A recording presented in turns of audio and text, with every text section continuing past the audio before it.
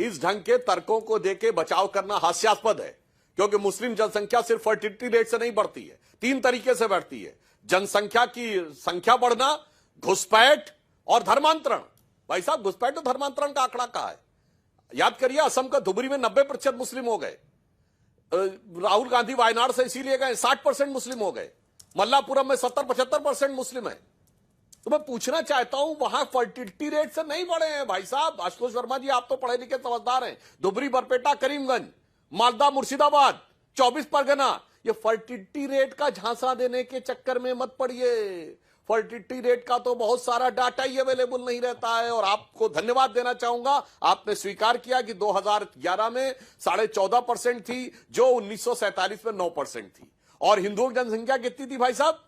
1947 में 85-86%, जो 2011 में कितनी हो गई आशुतोष जी? 79%।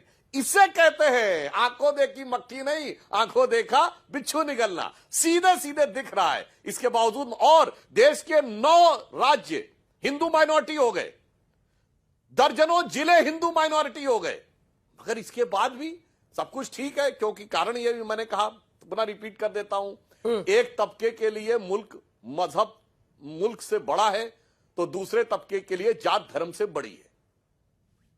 जवाब दीजिए। नहीं, देखिए अंजना जी, बहुत आसानी से इन्होंने बातों को घुमाया, लेकिन आंकड़ों पर विश्वास नहीं कर रहे हैं। जो आंकड़े भारतीय जनता पार्टी के पास आते हैं उसके विश्वास करते हैं। जिसमें किसी तरीके से मुसलमानों का भय दिखाया जाए वो खत्म रहता है। हुकुम सिंह की रिपोर्ट बताइए ना बैठ के, आपके ही नेता थे भारतीय जनता पार्टी में पश्चिम में। पलायन की बहुत सारी बातें बताई इन्होंने, कन्वर्जन की बहुत सारी बातें बताई, क्या हुआ? सब धराशायी हो गई।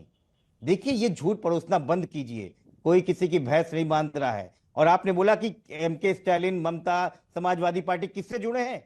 संविधान से जुड़े हैं।